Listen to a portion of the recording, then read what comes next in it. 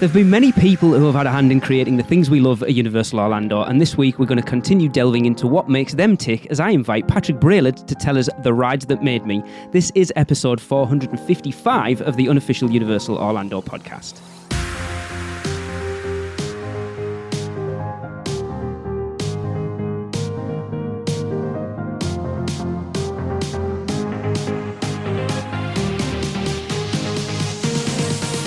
Hey everyone, welcome to another show. It's just me this week. I have got rid of Tracy and Chris and Michelle. It's just me. I have a very special guest, as you heard there. But I decided this week it's time to take a step away from what we usually do and talk about some of the people who've created the stuff that we fell in love with, basically. The reason we are here doing this podcast, by asking them what the 3 attractions are that have had the biggest impact on them and their career. Now, if you've never listened to this before, there's quite a few out there already. You can go back and find them. I've had Adam Bezark, Julie Zimmerman, Andy DiGenova, Rick West, Jason Sorrell, Catherine Cobbs, and Justin Martin. I think that's them all at this point. If I've missed anyone, I do apologise. But this week, I am honoured to be joined by former show director for Universal Orlando, the final Pokemon once again, Mr. Patrick Braillard. Hey, Patrick. Hey, Lee. How you doing? I am doing good. Feels quite loose and warm because we've already chatted for about half an hour at this point. Yeah, I know. Exactly. I was like, hey, you might as well just push record and see what happens. Tape is cheap nowadays. It very much is, yes. So, we've been planning this for quite a while, Patrick. I know we've talked about this for ages and we finally pulled the plug on it this week.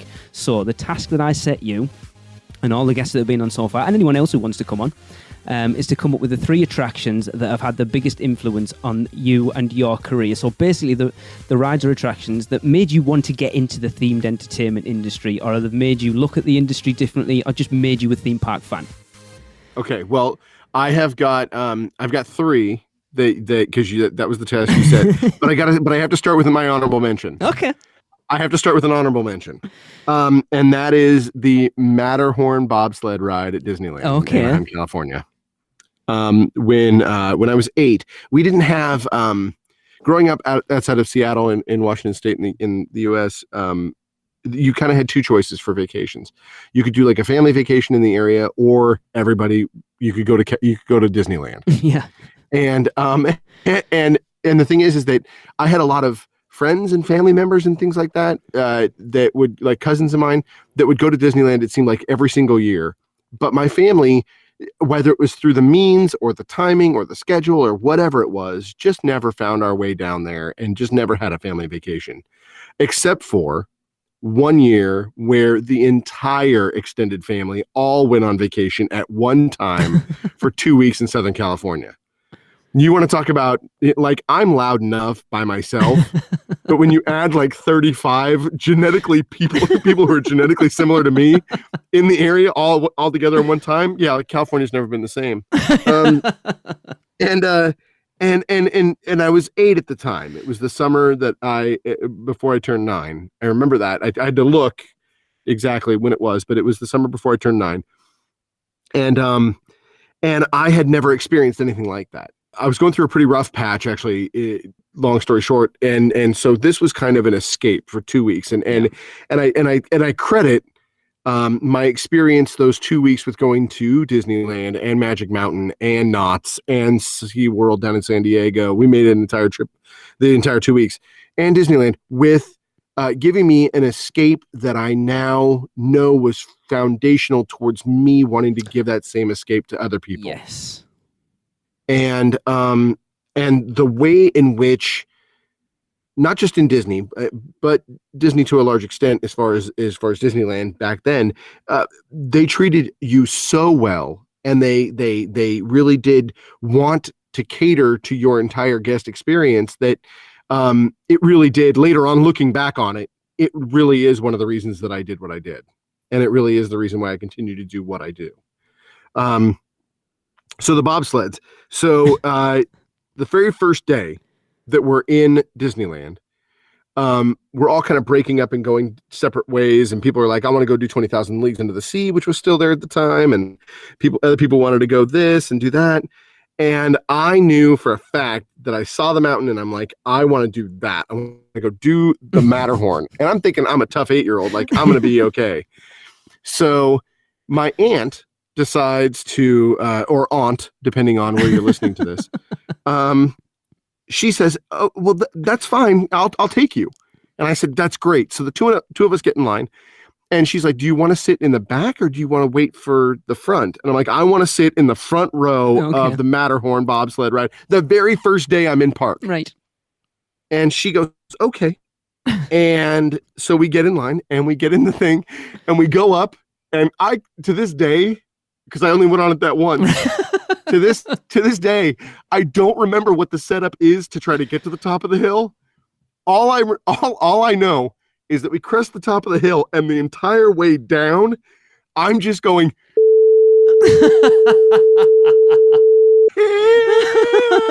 and my aunt is just laughing at me the entire time. To this day, whenever we see each other, the first thing she says whenever she sees me is, "Awesome." It's really funny. So it's a family joke that I screamed an expletive the entire way down the Matterhorn for my very first experience in a theme park. So that's my honorable mention. Okay. That's my honorable mention. Yeah, I did notice, Patrick, that when you mentioned all the theme parks you visited, considering who you used to work for, there was one missing off that list. Yeah, we didn't make it to Hollywood. It wasn't until I was in college and made my way down to USH for a completely separate event in Southern California that I actually went to the Hollywood park, which is so strange. I don't know why. I mean, maybe it was traffic. Maybe it was just the fact that I don't know why we didn't hit USH during that first trip, but I know we didn't. Yeah. It wasn't until I was in college that I actually saw USH for the very first time. In fact, that kind of leads into the second and third rides because they did happen so much later. Ooh, okay. But the first one on my list. Okay, let's go. And I know that you and I have already spoken about this, and you already mentioned that so many people bring up during this segment that either Haunted Mansion or Pirates of the Caribbean are on their lists. And come on, the Haunted Mansion is definitely on my list. As that 8-year-old going to Disneyland and experiencing the Haunted Mansion, the first time I went into that place, I was absolutely terrified the entire time. I sat there and just kind of shook like a lab rat. Just like I was so taken back by what I was seeing. The fact that it's dangerous. Like you feel as if there's threat there and threat involved in your experience. And immediately upon getting off of it, I got back on, and again and again and again. In fact, I spent most of my time in Disneyland during that trip in the Haunted Mansion going over and over and over again. And there's a number of different reasons why. And looking back on it now as an adult, you can kind of say, oh, well, I obviously gravitated towards the darker stuff, and I obviously gravitated towards the genre and the subject matter. But more importantly, looking back on it, I gravitated towards the storytelling. Yeah. You can't ride that ride one time and get everything. No, you just can't. And you also as a kid growing up, I mean, this is the 80s, looking at some of the effects that they had absolutely blow your mind. And they're still worth their merit today. Absolutely. I mean, I'll be honest. I've never been to Disneyland, but the one in Magic Kingdom in Orlando, I still can't figure out the Madame Leota crystal ball thing, and I've been through it many, many times, and I thought I worked it out once, and I still can't figure it out. Yeah, no, you're still like, I don't know. But it doesn't matter, right? Like the story and the feeling of that ride transcends age even. Yes. And even when an attraction I think is working really well when the story itself can not only carry the experience in, but the story itself also is strong enough to buck the nostalgia that you feel when you go back and ride it later on. So if you're an 8-year-old and completely taken back by what you're experiencing, if the story is strong enough, you can go back 25 years later, which ended up happening to me, that I didn't touch another theme park until I was in my mid-20s. You go back 20 years later, and it still holds that feeling for you. And it's not nostalgia; it's the execution of the event. Then it's the execution of the ride. It's the execution of how the story works and how the ride itself works that tells such a strong gives such a strong impression. Yeah. It's the one thing that makes me sad being a Universal fan over a Disney fan is the Haunted Mansion's been there for so long. And yes, they've updated it. But like you said, most of the effects in that ride are still the ones that were in there from day one, and it still looks as good now as it did. And yet Universal, unfortunately, I know because the lack of space and having to put new attractions in, that we've lost some of those real old school attractions like Jaws, like Confrontation. It's sad, but Jaws is one I know Tracy and I lament the loss of so much, because you don't see attractions like that anymore at Universal, at least, and yet Disney still have those. Like you mentioned, Pirates of the Caribbean, that's another one that's very much like the Haunted Mansion. Yeah.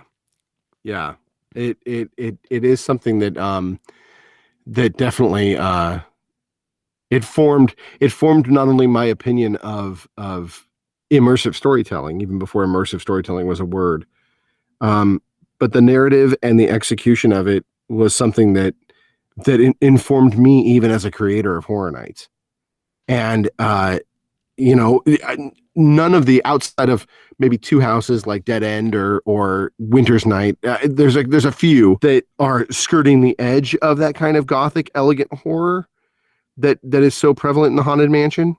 But because that team went so many layers deep in the storytelling of that particular ride, it's so rich. You can't help but feel taken back by it. Same thing with other attractions that you might have mentioned, that when done properly, when the narrative is designed and directed and written properly, the ride can't help but take you on that kind of a journey. Yeah. Can't help but kind of pull you away from your world and throw you into a different world and really let you escape. Yeah. So Haunted Mansion, definitely. I can only imagine, like, we didn't visit Orlando till 2004. I'm going to give my age away. I think I was 25, 26, something like that. Okay. I cannot imagine, like we've already said it, being blown away by the effects in that ride. Seeing that as an 8-year-old and having no concept of special effects, you just take it for it's real. Yeah. Oh, the stretching room by itself was enough to make me go, I'm going to die. They're going to kill me. This is a trick. I'm never going to get out of here. Yeah. I mean, you look at the fake ceiling, how simple a trick it is, but so effective. And I've seen that used in Horror Nights so much, and it is so good. It is so good. The first time you see that effect in a Horror Nights house, because you can't see it, you don't see that wall as a fake wall until the light changes, and you're like, holy Yeah. It's funny. We never, in the concept room, at least as far as I'm concerned, I don't think I ever heard the words Haunted Mansion come out of anybody's mouth during our time during concept for any of those changes. But it's obvious that it was an influence because of those things that have happened. It's those things where, like, I got a great idea. What if the wall disappeared? And then nobody's like, hey, what about the Haunted Mansion? And you're like, shut up. No, that never even happens. People are just like, yeah, it'd be really cool if we had a wall that disappeared basically on front light and backlight. You're like, yeah, that would be really cool. Let's do that. But again, that shows you a testament to an effect that's been in the Haunted Mansion since day one, that's still being used in the Halloween event, like the Halloween event. Yeah, it is definitely a testament to that particular attraction, and it also, I'm fond of saying of my time at Universal, that when you go through any of our haunted attractions or any of our attractions, when executed properly, that the teams have gone 3 or 4 layers deep, far beyond what is necessary in order to create the story and the driving action. But it's because you can go through an attraction and go, wow, that was really fun. But if you haven't gone those 3 or 4 layers deep, you feel a difference. Yep. And it's obvious that the love that was taken and the care that was taken in that particular attraction definitely serviced it, so that we are even talking about it, 30 years and plus, 30 plus years to show age, 35 plus years. Not 40, not there yet, but 40, 35 plus years from the time that that I first experienced it, it's still something that at least is a flag that I kind of hearken to. Yeah. You talk about, like you say, I'm gonna swing this back around to Universal as much as I possibly can because that's what I like to talk about. But yeah, you look at something. Don't worry, there's a Universal ride on this list. So you look at like Halloween Horror Nights, very specific. Like you say, going layers deep. We did the Unmasking the Horror tour back in 2019, and the detail we did Graveyard Games, Universal Monsters, and Killer Clowns. And I'll be honest, we'd done Horror Nights the night before for the first time that year. And I was kind of to Graveyard Games. We went through that Unmasking the Horror tour, and that leapt up my list. The detail that is in that house, or that was in that house, that's the sad thing, that was in that house that you will never see again. It's so sad. That you'll never see going through that house, and yet it's still there, adding to that, like you say, those layers deep that would make a difference if it wasn't there. But as an average guest going through, you're never going to see those details, the little Easter eggs that you guys put in there every year that people do find and post pictures of everywhere. But yeah, it just, as a theme park fan, as a Halloween Horror Nights fan, it is so appreciated. Even if you don't see it, you just know that it's there, and it makes all the difference.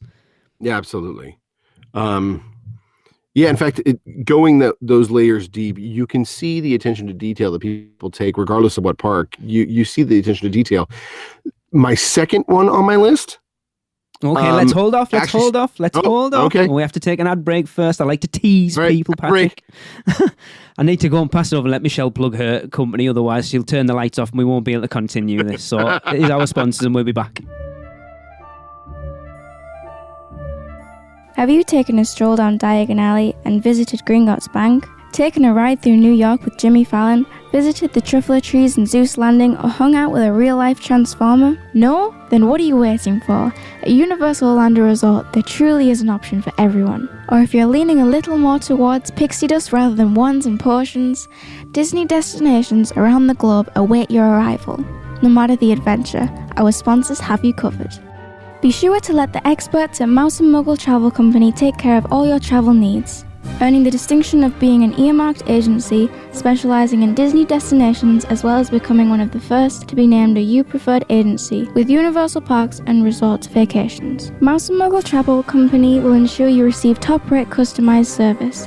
Just visit mousemuggle.com to fill out a non-obligation quote request, or send your request to info@mouseandmuggle.com. Their team can take care of you no matter where in the world you go. With a flick of their wand and a little bit of pixie dust, the process will be so seamless, some might even say it's simply magical. Welcome back, everyone. As I said, I am here with former Universal Orlando show director Patrick Braillard. We've already discussed his first one, and I've managed to swing it back around to Horror Nights as much as I possibly can. I'm not getting to Horror Nights this year, so I need to talk about it as much as I possibly can, because it's killing me. We're going to move on to his number two, because he was going to jump the gun and got a little excited there. So, Patrick, what's your number two? Okay, so my number two, we just talked about the Haunted Mansion and the attention to detail and how crazy it is that we're still talking about it decades later from our first experience of it. And my next one is kind of not the antithesis of that, but there was a moment that I caught in the ride that was never supposed to be intended to be caught, and I have to talk about it because it shook me. As an adult to see it in a way that made me go, not necessarily I can do better, but there needs to be somebody to watchdog those kinds of things so that they never happen to anybody else ever again. Interesting. One of my favorite rides in Hollywood Studios was the Great Movie Ride. Oh, yes. I love the Great Movie Ride. Yeah, I did too. I didn't have the opportunity because it didn't exist. I didn't have the opportunity until I was an adult and we actually moved to Orlando to go on that ride. And here I am in 2004 when we first moved to the state, and my wife had done the CP program and was like, "Let's go to Disney." And I'm like, "Okay." and we did. We went to Disney and then SeaWorld and then Universal. And as somebody who hadn't been to theme parks since they were 8, now going when they're in their mid to late 20s, it shook me. I was like, oh my God, there's so much to do. Oh my God, everybody's doing a really great job. This is good job, everybody. But we go to that park in MGM Studios, as it would have been at the time. It would have been MGM Studios at the time. Yep, it was MGM. And we go into the Great Movie Ride, and I'm like, okay, let's go on this ride. I know it's not a coaster, but I don't know anything else about it. Okay. So we get in, and we're going through the sections, and I'm like, okay, cool. And I'm kind of like, okay, this is kind of what I remember from my Disney experience. Cool. And then we get to the Tarzan section. All right. And for those of you who don't remember the Great Movie Ride, there's this Tarzan section where you go through and you hear the verbiage of Tarzan loved Jane and all these different things. Yeah. And you see Tarzan, this mannequin of Tarzan, swing across your pathway above your head, and he's on this vine, and he swings. And riding that ride, especially as an adult, you don't ever think, okay, I'm in the movie. Yeah. It's a celebration of the movie. Of course. However, that being said, when we got a little bit past that scene, I turned around because I wanted to, I was curious about how they were dealing with transitions, and I was just looking, because that's the kind of way my eye goes. I always follow in a ride to the places that I don't think other people look. I'm constantly looking around. I get the narrative and I'm looking forward, but yeah. but I'm constantly always searching around too. And I turn around and I look and I see Tarzan like oddly come into the side and go cuckoo and like shake a little bit like in his little in hide. Place. And his hide wasn't quite big enough to hide his body from my perspective. So it was this really odd, funky Tarzan kind of swinging back and forth and kind of shaking, do a little shimmy. And the immediate thought that I had was, well, that's not correct. That can't be correct. I'm in a place that prides themselves, based on my experiences previously with, Haunted Mansion and the story and everything, Pirates and all the other pieces that I've ever experienced. That can't be correct. There has to be a reason why that occurs, and I, as a guest, am allowed to see it. And also, right after that thought was, there's somebody's job to make sure that doesn't happen. He wants sacking. And how can I get that job? Okay. How can I get the job to start hiding the bells and whistles? How can I get into this obviously huge industry and, using my entertainment background, try to figure out a way to get into an area where I can tell really immersive, fun stories and also hide those things away from the fans or the guests so that their experience isn't encumbered by the burden of reality. So how can I get in so that there is full suspension of disbelief and they don't see a mannequin resetting on a track after they've already gone past the scene? Now, I say that I'm the idiot who looked behind, right? Yeah. Dark rides are not intended for that. Dark rides are meant to be forward perspective or placing the perspective wherever the designers have chosen the perspective to go. Yes. I fully admit that I look behind me and that, that's on me. Yeah. But it was central to me then tracking down. I was at Disney for about a year working, and then I auditioned for Fear Factor Live at Universal, and I was humbled to be able to be a part of their opening team for that attraction. Yes, I know, because Stephen Kristolich keeps whipping me because he's desperate for us to do a show on it with you. Yeah, let's do it. I'll do an FFL reunion. That's fine.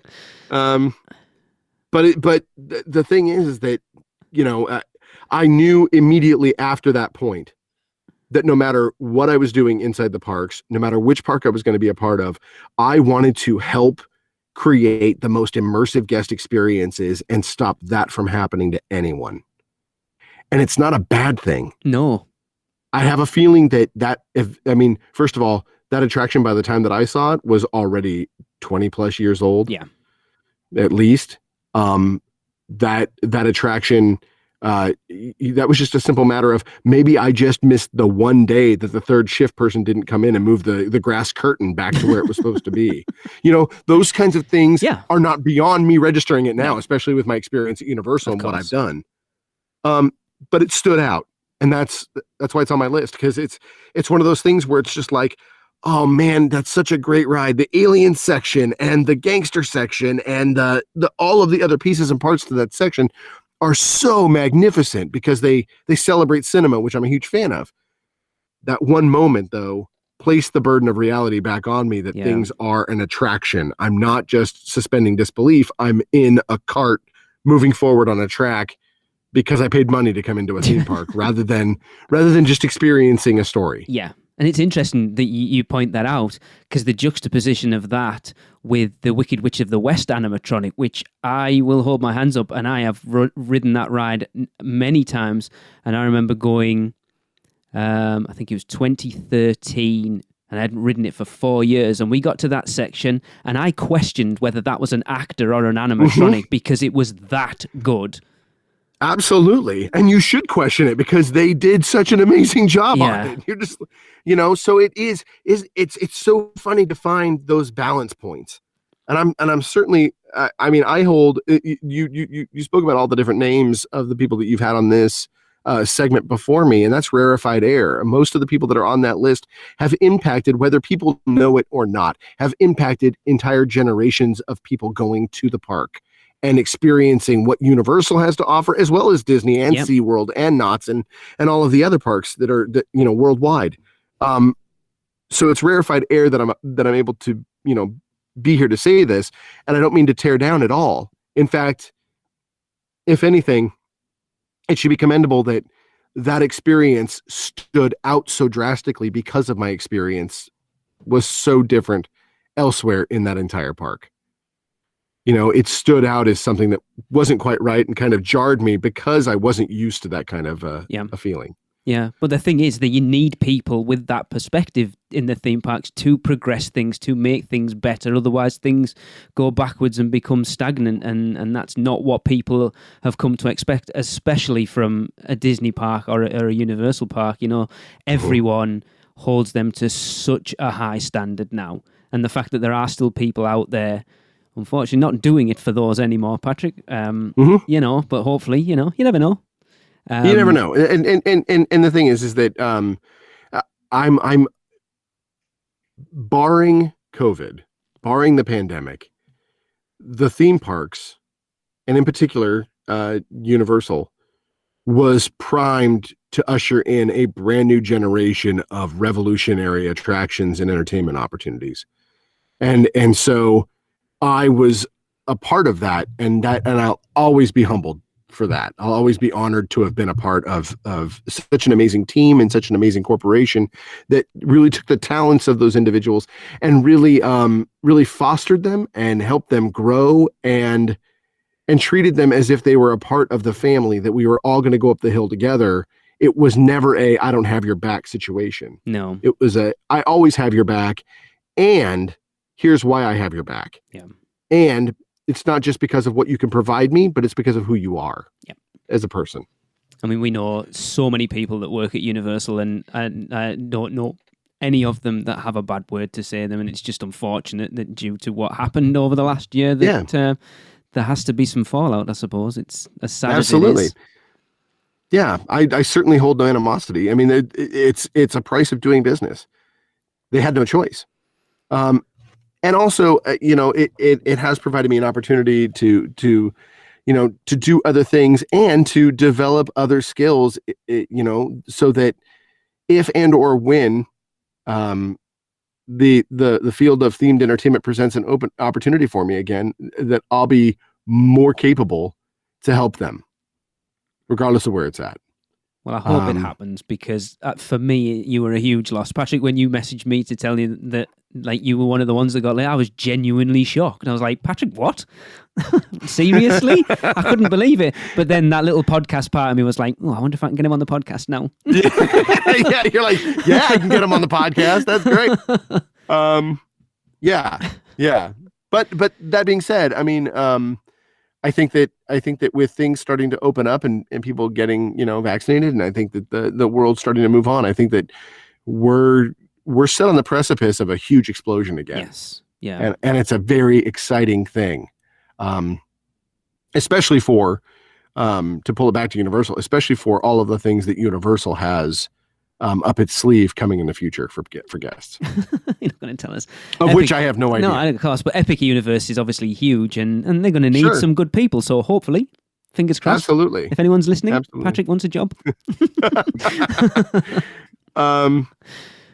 Should we talk about my third? Yes, please. I like that last one. Actually, you come at it from a point of view that it was an interesting one because you like the attraction, but it was a point of view of like, I enjoy the attraction, but the reason it's had the effect on me is because I know I can do better, and that's good.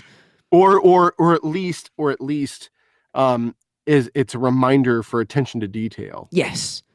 It's, and so here's the thing, there could be a billion different reasons as to why I was able to see him reset. There's a billion different reasons. It could be value engineering. It could be a matter of a third shift employee not moving something back. It could be the fact that one of the curtains got ripped and was just out for repair for the day. It could be, it could be hey, my seatbelt or my bar wasn't down low enough, jackass. You're not supposed to turn around and look when you're on the ride. There's just so many different reasons why it could have possibly happened. That it's not just a matter of me picking on it.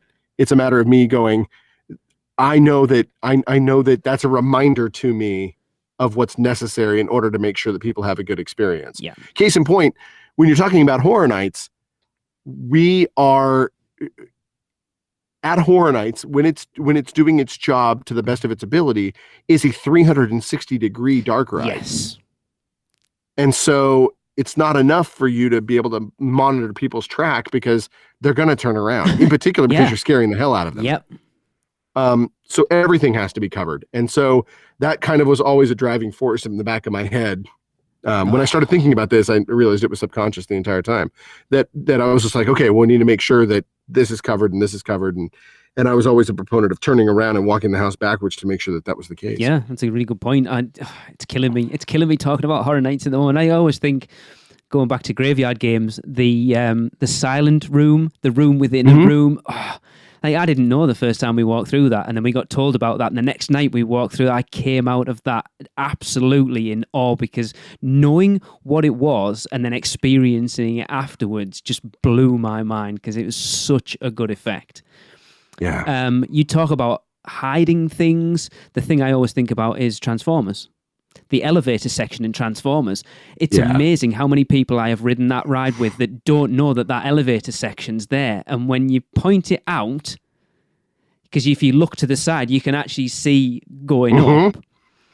And it's so well done, because if you don't know where it is, I've said to people, we're going to ride this. You tell me where the elevator is. There is an elevator where you go up to the second level, and they come off and go, I have no clue. And then you tell them, and they'll go, no. And then you ride it again. You say, just look to the side when you're at that section, and you can see it go up. And they're like, oh. It's so good. But it's like the type of people like you are, Patrick. Those are the people that you see sat on Forbidden Journey, not sat back in the seat. The ones that are leaning forward to be able to see what's going on outside of your little bench. And we've all done it. We've all done it. I still don't know. Yep. That ride blows my mind. I still don't understand how the hell that thing works. But anyway, number 3, Patrick. Number 3. In the spirit of Universal, and you brought it up earlier, I have to commend this particular ride that I was on. In 2013, I had the opportunity and the good fortune of being able to be an ambassador of sorts, and I was sent over to USJ to help them with their Halloween Horror Nights event. Cool. And so Aiello and I went over there. Mike Aiello was over there for about a week and a half, and then I was there for another, 3 weeks after that, 4 weeks. But while I was there, I had the amazing fortune of being able to ride the USJ version of Jaws. Oh. Now, this was right after they had closed the Jaws ride in Orlando because they were tearing it out for Wizarding World of Harry Potter Diagon Alley. So there was part of me that was like, I'm going to ride Jaws because I don't get to do it anymore. But the thing that stood out to me, and at that particular point in my career, I had done Horror Nights, and I'd done pretty much anything you can possibly do at Horror Nights. I'd done Bill and Ted by that point. I'd done Mardi Gras, Halloween, Grinchmas. I had done all of the major marquee things. I'd done some capital projects. Like, there's a lot of things that I had done in my career. But I have to tell you that one single ride that I took on the USJ version of Jaws, and I think it was the combination of the ride and nostalgia for the fact that Orlando didn't have it anymore, and the performance of the skipper, and the storyline of the ride itself, which lends itself easily to be digested regardless of what language you're in. It's giant shark against mankind. It's pretty easy to follow. That ride completely reinvigorated my passion for the entire themed entertainment industry. Awesome. I got on it. I'm the only English speaker on the boat.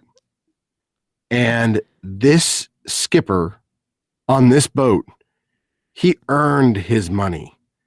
He was on that boat and everything was at 12. Awesome. He was just like, whoa, and everything is just this elevated, just everything is high drama. Everything was, the stakes could not have been higher for this guy. It was like he knew that if he didn't do this, he was going to be fired and his family was going to be sent somewhere. Like, obviously that's not the case, right? But he was so committed. And just like the skippers in Orlando, just like the skippers in Hollywood, just like the people who genuinely care about performing for the well-being of the guests who are coming there to have a great interaction, he was at 12 the entire time, and everything is in Japanese. And so I'm sitting there knowing the ride fairly well. I was never a skipper. I wasn't, like, Aiello was the skipper. Yeah. So like I was never a skipper in Jaws, but I've ridden that ride several times. And so I knew the storyline and I knew the beats and I knew where he was going with it and everything like that. But his performance was so singularly fantastic that we rounded the end, and in English, he shouts out, Amity 6, we're coming home. The entire boat was like, yeah! Awesome. Woo! And I was cheering right along with them because it was such a moment where I almost started to cry because I was like, I'm saddened. I'm simultaneously sad that Orlando doesn't have that ride anymore while riding in this moment. I am almost brought to tears the fact that this guy just completely blew me away with his performance. I have chills because that was the finest Jaws performance and ride that I have been on. And for that small amount of time, from the time that I got on the boat until the time that I was getting off the boat, he allowed me to even escape the fact that I was in a foreign country doing work and working nights and sleep deprived and all of the things that go into the normal building of an attraction or building of a new experience or working, a Halloween event. And it completely revitalized my faith in the themed entertainment industry and what is capable of happening and how story can literally transcend language. It doesn't matter what language it's in. If the story is solid enough and the performance is committed enough, people will go with you, which is something that I took and I tried to instill as much as I possibly could when I started writing for Beetle the Bard in the Wizarding World of Harry Potter Diagon Alley. Awesome. Which ironically enough, the stage is right where the queue line would start for Jaws. I did not know that. It's right in that area. In fact, one of the brass pieces in the queue line for Jaws got turned into a telescope and is actually on the second floor in one of the stores in Diagon Alley. It's basically 12 feet above where it was originally. Yeah, and it's awesome. I love that Universal do that, though.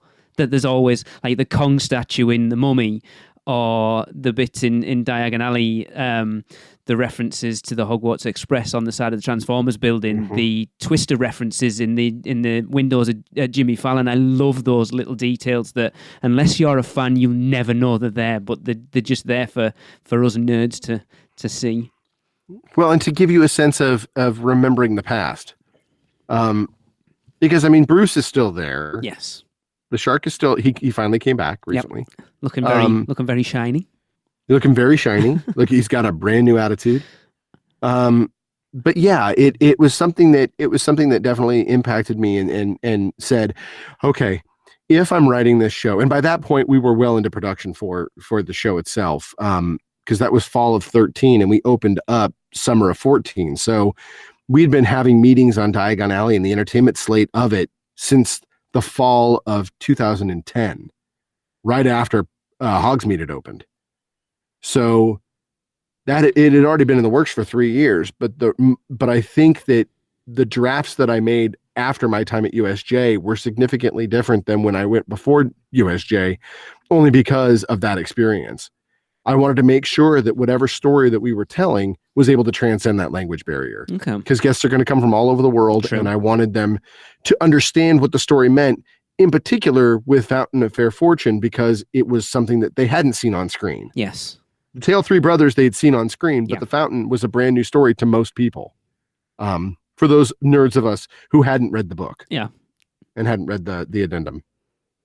So yeah. Interesting. Yeah, cool. Jaws is such a sad one. I know it's an attraction at Universal that Tracy and I fell in love with the first time we came over. And it's so sad that sort of team member actor driven attraction isn't really a thing anymore.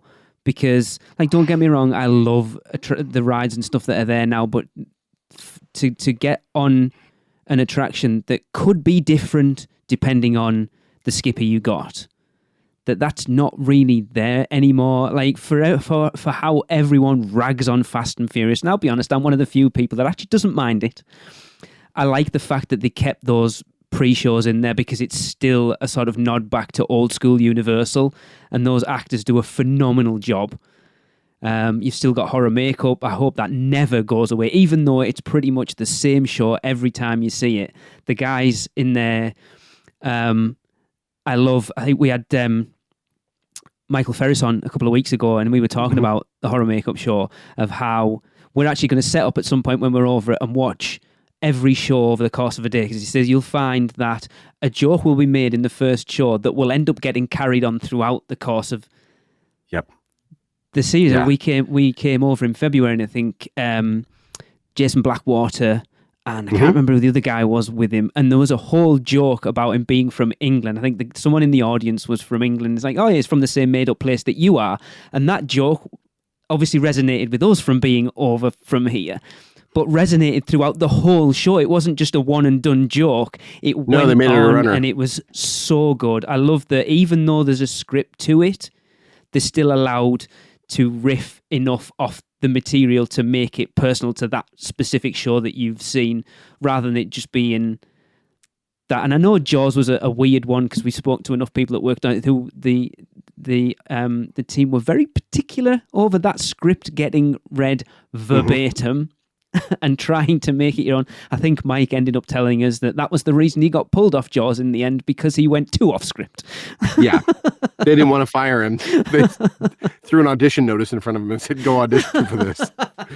That's so funny. It is. It's a thing that I hope, is retained in the spirit of the former parks when Epic comes along, or when any expansion park or lands occur, that you have that element of live entertainment. We've definitely, just in thinking about Raptor Encounter, which I finished right before the end of the summer, that attraction had to go through very specific pandemic rules, and all live entertainment had to go through those adjustments. And so I think that how and the processes by which live entertainment gets displayed now is going to be different, but there's still that connection between the audience and between the performer and the guest that is so crucial towards a themed entertainment experience. If you're going to call it a complete one, it has to have both of those. Yep. Yeah, I love Raptor Encounter so much. It's so like the reactions of people. You can go on YouTube and there's reaction videos of people who genuinely think those things are real, and those reactions are real. It's like that little bit of Horror Nights during the day. Yeah, it's really, really fun. It's awesome. Yeah.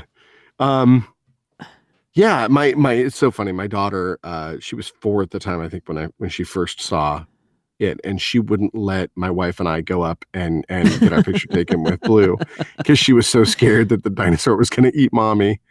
So she's having a full-on meltdown, and I'm like, no, I know this dinosaur. This dinosaur and I are tight. We're fine. Like trust me, this dinosaur is not going to touch mommy. This dinosaur is not going to eat daddy. No. We're okay. That's when you know you've done your job. Because you've created a completely immersive experience that 4-year-old thinks is real. Exactly. Yeah, exactly. Yeah, Dad, we know you work here, but don't go near it. No. What if this is the off day? What if she's hungry? Yeah, she hasn't been fed this morning. Yeah. But it is sad to see a lot of that. It seems, you said, we haven't been to Disney in a long time. We went to Epcot last year, but we haven't been to any of the parks since 2013. We kind of fell out of love with it a little bit, to be honest. But you look at Universal and they have kept that live entertainment in there quite a lot. Considered, I mean, you only have to look at Bourne. Look at Bourne, for example. I have not seen it. I've seen clips of it. It looks amazing, and stunning. Like everyone who sees it says it is just phenomenal. And to still, when you look at the day and age of 3D attractions and not really having actors and stuff in it, to still put an attraction in that is very much actor driven and is that well thought of is fantastic. Yeah, it really is. And it's something that I don't think is ever going to go away, but it ebbs and flows. And so we'll see what happens as people start to come out of their shell and start coming back. We'll see how it expands. I'm hopeful for it. Because a theme park without having live entertainment like that to impact you, whether it be in a show or on the street, is severely lacking in the experience. Agreed. People expect it, and people demand it. Yeah, your day just becomes the same. That interaction with people is what makes the experience different from going to a Six Flags or or whatever, just a bog standard. Not even, you can't even call them theme parks, so they're just an entertainment park, a thrill park that's what sets Universal and sets Disney and SeaWorld, I suppose, and maybe Busch Gardens, out from that, because that interaction with people, I mean, we've talked about it before, Patrick, you look at the Hogwarts Express conductor, the night bus conductor, the Mystic Fountain, the Beat Builders, just Marilyn and the whatever, I can't even remember what they're called now, the Diamond Bellas, there you go. You think I've been talking about Universal for a long time. Just little things like that just add to the kinetics of the park, make a huge difference to your experience, because otherwise it just becomes you visit and it's the same thing again, like the same rides, the same, and you look at, like, Jaws is a very specific example. You ride Transformers and you'll ride Transformers 100 times and it'll be the exact same experience. Don't get me wrong, I love Transformers. People rag me on it all the time because I actually prefer it to Spider-Man. I'm sorry. I know. I think Spider-Man's the better attraction, but I come off Transformers having enjoyed it more. I think because it's, and like, don't get me wrong, I hate those movies with a passion. But they've took everything that's good about those movies and put it into attractions, so it's okay. Yeah. Whereas you could ride Jaws 6 times a day and get a completely different experience every time. And even you get a team member who's having a rough day, just isn't feeling it, it still has an impact, because then the next time you get on it and you get that team member who is like the guy at Japan who was full on it on a 12, makes that even better. Yeah. Yeah, it really is, and it's a matter of, I think that when they're on their game, I think Universal is such an incredible place to go as far as a guest is concerned, because obviously it's designed so that everywhere you look there's something different to experience, but it is that dynamic quality when you've got the live entertainment moving around that changes your day completely and drastically. Absolutely. And so you don't get the same experience every single time you go. And that's something that's absolutely wonderful about it. to talk about Horror Nights, we have a lot of scare attractions over here that they're obviously nowhere near as popular as Halloween Horror Nights. So you go through in smaller groups, which you can't do at HHN, and you get a personal experience. And we came over in 2015, and I was worried a little bit because we hadn't been at Horror Nights since 2004, that it was going to be this, because it's the 25th year, it's going to be crazy, it's going to be absolutely rammed, and we're not going to get the experience that I wanted. And yeah, it was rammed that year, but I still found that even going through in that conga line, I still got personal moments with those scare actors. I still got that intimacy in those houses that I wanted, and it blew me away because I'm still not sure how it happened, but it did, and that's not easy to do in an environment like Halloween Horror Nights. No, I appreciate you saying that. Yeah, the team works really hard to be able to segment off everybody's individual experiences that they're going through, especially because it is a conga line.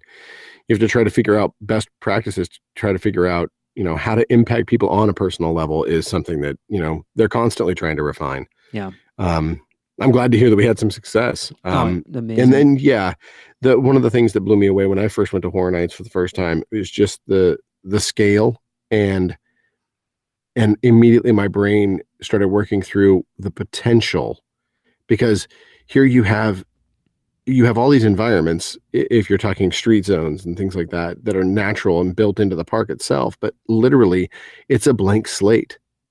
You can do anything as long as you make sure that it falls within the budget and it falls within the thematic of the event that you want and the story you want to tell. The park has unlimited amounts of potential as far as how it can tell those stories. Yeah. And so that's something that immediately, first 2 seconds of walking into Horror Nights the first time, I was just like, oh, okay, all right, I see what this is. And now I got to get on this team. I got to figure out how to become a part of it. It's phenomenal. Stories. We had nothing. We'd done nothing like that over here from the first time we came to Horror Nights, and it was very different in 2004 than it is now. Very different. We fell in love with it. But again, like you talk about different experiences, the Purge House at 2015. Darren, who was part of our team back then, had been about 12 times, I think, and there was something that happened in that house that he was desperate to tell me about, but he didn't, because he wanted it to be a surprise, and it happened to me. So I'm walking along through the Purge House, and you get to a point where suddenly this girl's just there, and she's like, oh, excuse me, I'm sorry, I was with my friends and I've got separated. Do you mind if I cut in? And because I'm just totally immersed in what's going on in that house, never even gave it a second thought. So she ducks in front of me and off we go. We round the corner, scare actor jumps out, grabs hold of her, pulls her in, slits her throat, and I was just like, oh my God, that is one of the greatest scares in a house I've ever seen, because I just didn't, it wasn't even on my radar for it to be something that could happen in a house. Right. And the fact that it happened to me was just phenomenal. Yeah. The use of shills will do anything. I've never seen it done before at Horror Nights or since. I mean, we haven't been that many times, but I've never heard anybody else talk about it. I know in 2009, we did Saw in the Jaws queue, and we used a shill in that house. And that worked really well because, you want to get the most innocent-looking young woman that you possibly can to come in through the VIP entrance and just go, I'm so sorry I got turned around and lost my friends, and I really just want to go through the house and can I stay in with you? That's so good. And it takes zero prodding for those actresses. All you have to do is just look innocent and ask if you can join their line. And they'll say yes. It was absolutely brilliant. And then when they get killed, it's just a moment that you want to get on film.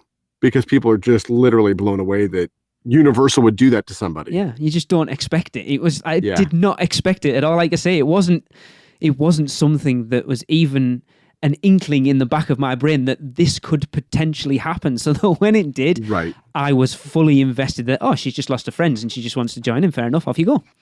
Yeah. And then, wow, cool. Right. Expect the unexpected. Patrick, it has been awesome. I know we completely got off track like we always do. It's all right. Trying to go back through your attractions. Now, it's been that long since. So your first one was the Great Movie Ride. No, second one was Haunted Mansion. Haunted Mansion. The first one. Great Movie Ride was the second one. And then the third one was... It wasn't Jaws at USJ. There you go. My memory's terrible. I'm getting very old. three very good attractions, and all having a very different impact on you, and I can see why you chose those 3 attractions for definite. I have really enjoyed listening to your story.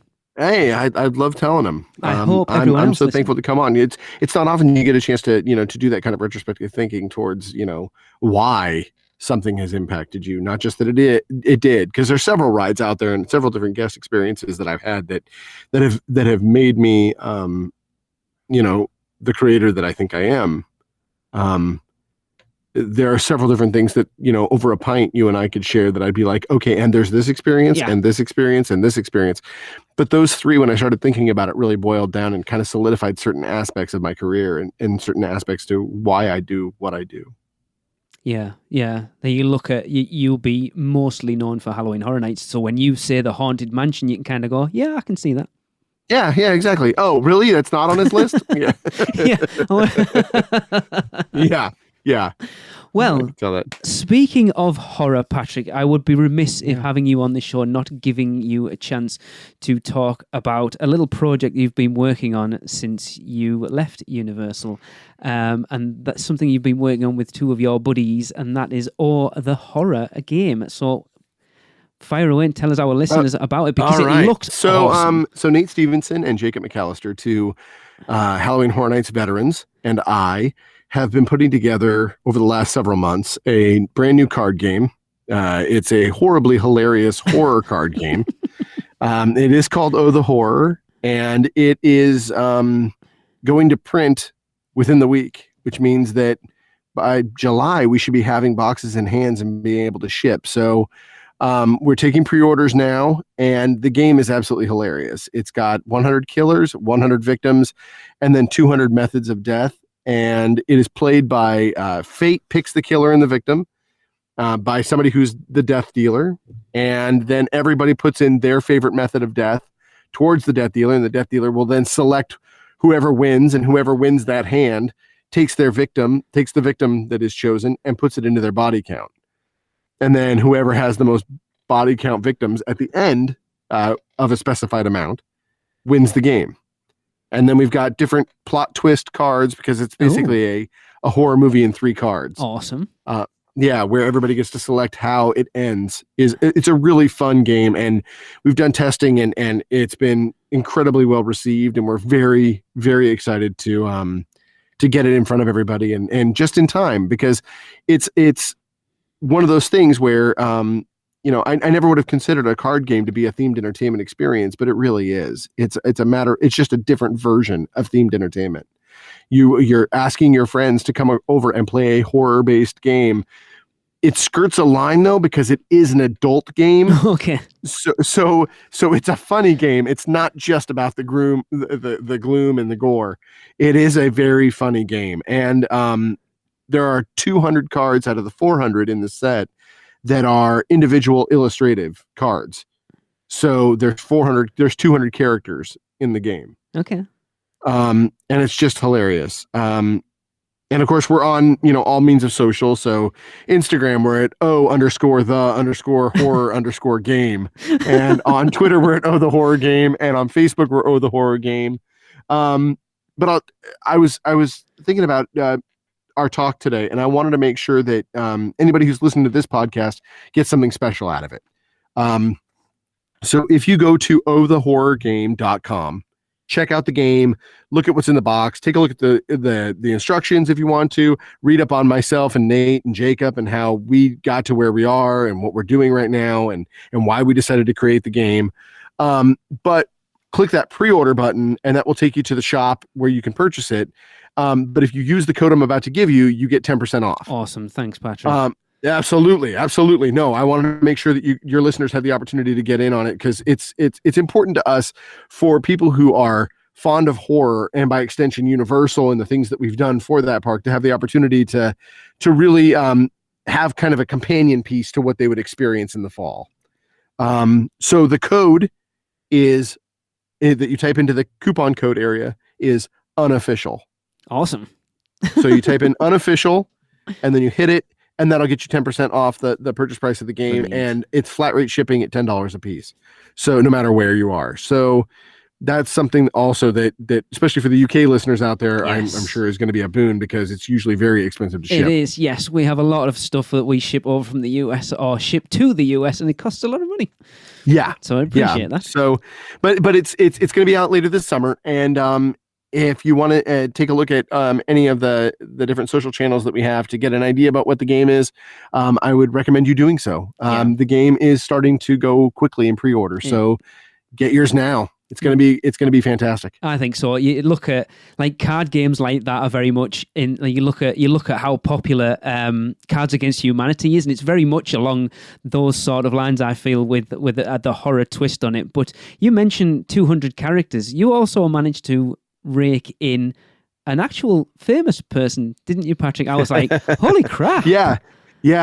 Kevin Smith, filmmaker Kevin Smith was one of the very first people to kind of sign on and give an endorsement for us. We got a video of him, we endorsing the game, and that was a huge coup. That was a big thing for us to get, and he was really fun about it. He was, he wanted to. We actually made him a victim card in the base set. So, if you've ever wanted to kill Kevin Smith, I don't know why you would. He's a nice, lovable guy. But if you've ever wanted to kill Kevin Smith, you can totally do that by getting our game and having any one of the 200 different methods dispatch him during the gameplay. It's actually really funny. We have a way to be able to save a character in the game, which is a Guardian Angel card. Okay. And one person actually used it so they could save Kevin Smith rather than having Kevin Smith die. And I was like, oh, that's really sweet of you. Awesome. But yeah, because we went on to Kickstarter and had this backed. It was backed at almost 200% of our original goal. Wow. Which was fantastic. It's a great show of faith on behalf of people who, and then at that point it was just a concept. There wasn't a physical game at all. It was just a concept of a game, and would they be willing to pitch in?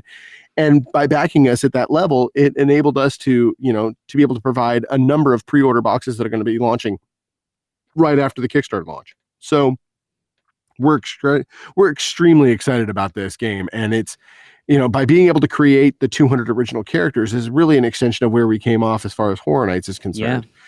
We made so many different original stories in that case. These characters are completely different than those characters. Like, they are 200 original characters that people are going to want on a t-shirt and a hat. And, awesome. They're going to want, posters of these kids and these creatures and characters. So we're really excited about where it's coming. So if you head to ohthehorrorgame.com and type in unofficial, you get 10% off shipping. Awesome. And we'll get it out to you as fast as we can. Yeah, get on there because it looks cool. It does look awesome. I think we're going to have some. I think so too. It's interesting, Patrick, the conversation we had before we started recording about the internet, that without the internet, you couldn't do what you're doing. So there you go, as an extension of our previous discussion. Yeah, I love the internet. Thank you, internet. Thank you, World Wide Web. Right, Patrick, it has been a blast. I really appreciate you coming on. It's been so much fun talking to you. It's always a good time. Always a pleasure, Lee. Yeah, Cool. It's such a good time. Right, well, that's going to wrap up this week's episode. And of course, we're going to end, as we always do, with a Universal Is. And this one comes from Amber Qureshi. I have picked this one very specifically for you, Patrick, by the way. If you want to submit yours, all you've got to do is send us an email to podcast@uopodcast.com, or you can get them to us on Facebook, Twitter, or Instagram, or carry a pigeon, as Tracy's very fond of saying every week. Just letting us know what you think Universal is in 3 words or less. But for now, Amber says Universal is, and I'm going to let her off a little bit because it's not really 3 words, but I will let her off because I like it anyway. She says Universal is best during HHN. Catch you next week, everyone. Guess that wraps things up for another unofficial Universal Orlando podcast. You guys did all right. Follow us on Facebook, Instagram, Twitter, YouTube, and Pinterest, keyword UUO Podcast. Listen and subscribe to us on Apple Podcasts, Spotify, Google Podcasts, Stitcher, or anywhere podcasts are found. You can find our blog at uuopodcast.com. Send us your spews, which Lou gets your poo recordings, questions, or comments to podcast@uuopodcast.com. Check out our friends, the Theme Park Duo, and our awesome sponsors, Mouse and Muggle Travel Company. So, until next time, don't give up your day job. Say cheese. See you later.